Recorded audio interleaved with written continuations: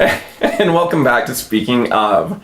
So, if you could interview anyone at all, who would you interview? If we could have anybody on this show. Anybody? Anybody. Tad Hamilton. Oh. And I would call him Tad Hamilton. What is it about Tad that you like so much? You know... Actually, that was a loaded question. I'm sorry. What's not to like about Tad Hamilton? But, I mean, it's funny because we saw him in movies before he was Tad Hamilton, right? I don't know. Was that the first one that we saw him? I think that might have been. I think and to clarify, we're talking about Josh Duhamel. Yes. But... Who will ever be Tad Hamilton. What? I was trying to say forever and I said forever. Wow. Anyway. This back to Tad. Show. Yes, I would love to interview Tad Hamilton, and I would ask him if he would meet me at a Piggly Wiggly, and then we could go out to dinner at the diner. Are there still Piggly Wigglies? Yes. Where? They're an East Coast thing. I want to go to a Piggly Wiggly. We will add that to your bucket list. We will. I do want to go to a Piggly Wiggly. I would like to go to a Piggly Wiggly too. I just like to say Piggly Wiggly. I want to work at a Piggly Wiggly. Boy, I just keep getting more ambitious as this goes along. It's good to have dreams. Who would you like to interview besides the Piggly Wiggly pig? There's a Piggly Wiggly pig? Well, remember? Not now, Bob.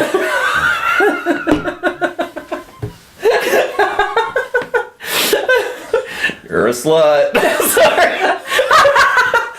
Sorry, we're speaking of mascots. Made me think of EZA, which is the Quiznos guy. Sorry. I like how we go from movie to movie. I know. Wow. Try keeping up. That was a big hop. That's why I felt I better explain. Because, yeah, Bob never said that to Topher Grace. Whatever his name is, Pete. Pete. Poor Pete. I know, but he gets his in the end. He does. I love that. Who would I like to interview? Well, the one person I would was Joss Whedon. He created Buffy. He's worked up to... I was thinking of Will Wheaton. No, Will Wheaton is not on my list. Oh, speaking of Will Wheaton. Yes. You all need to go to Hot Topic and buy yourselves a Wesley Crusher t-shirt. Because every time I see it, it makes me laugh and laugh hysterically. I want to know why I don't have one. I want to know why I don't have one, and I've seen it and I have yet to purchase it. It's because... Oh, Wesley Crusher. But yeah, every time, yeah. He was the only reason that I watched The Next Generation. You're kidding. Why? Was he cute to you? Yes. Really?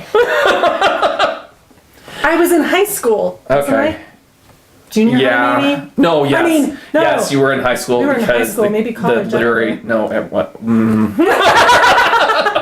Somewhere in that bracket. But yes, anyway. But do you remember we ran into Joss Whedon twice when we went to ComicCon, and he is... You should have seen us at ComicCon. He is the first person, though, that I was literally starstruck by, that I could not go up. And he was being very nice and talking to people, and it was clear he was very open to that. But the first time, I'm like, no, I can't do it. And so then Kate and I see him again. We were not stalking him. We weren't. It just happened. On purpose. And we saw him again, and I couldn't do it. So that's always been kind of the biggest regret of my life. And he seems like an interesting person. Do you remember also at that Comic-Con when we went, I had never seen Glee.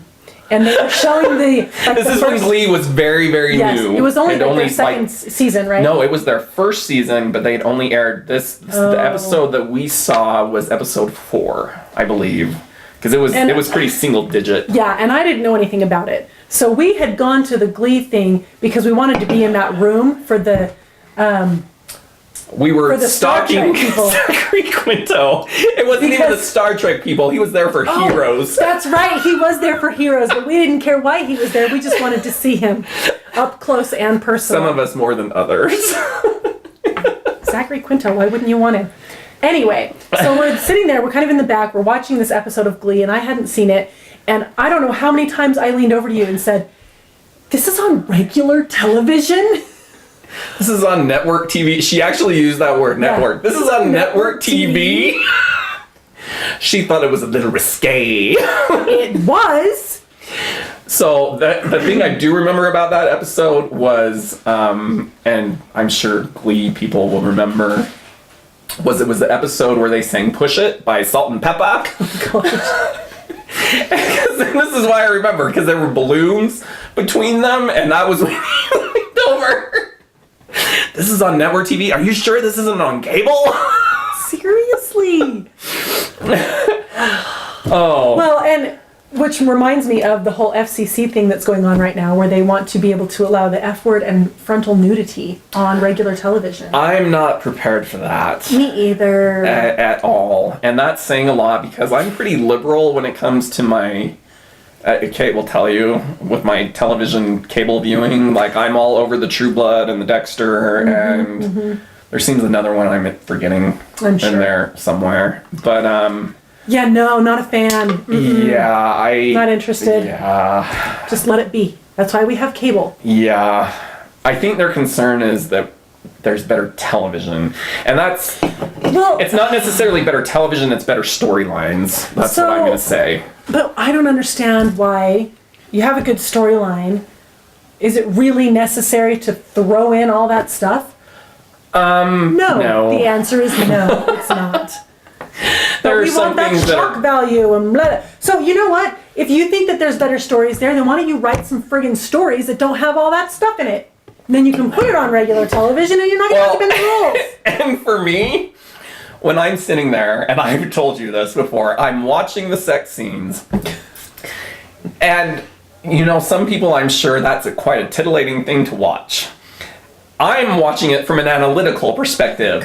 How are they doing that and not touching each other, and how are certain things not bumping? Wow. Which It is why I just fast forward right kind of morbidly fascinates me. But yeah. Yeah, we better get off that topic, but quick. Wow. How did this segment start? Oh, people we wanted to interview. Yeah. Yeah. Long ways from home. Yep, took a different path down that way. That's And it was for not sure. Yellow Brick, I can assure you. No. But there is one more person I will add Okay. to the list. I would like to interview Kermit the Frog. Remember, we saw him at ComicCon. That's right. I need to post that picture. I Yeah, we have a that picture of Jared stalking Kermit the Frog. And he's sitting on my shoulder, That's true. smiling. Because he stalked him up until the point where they Yeah, I'm like, formally look, you're introduced. We're not going away until he gets a picture with the frog. Yeah, it was one of those moments. The most shocking moment of that was I was talking to his puppeteer, and What? Kermit answered, and I was kind of Anyway, That's right, it was confusing. to do. All right, I think we are going to wrap up this episode. Like a present.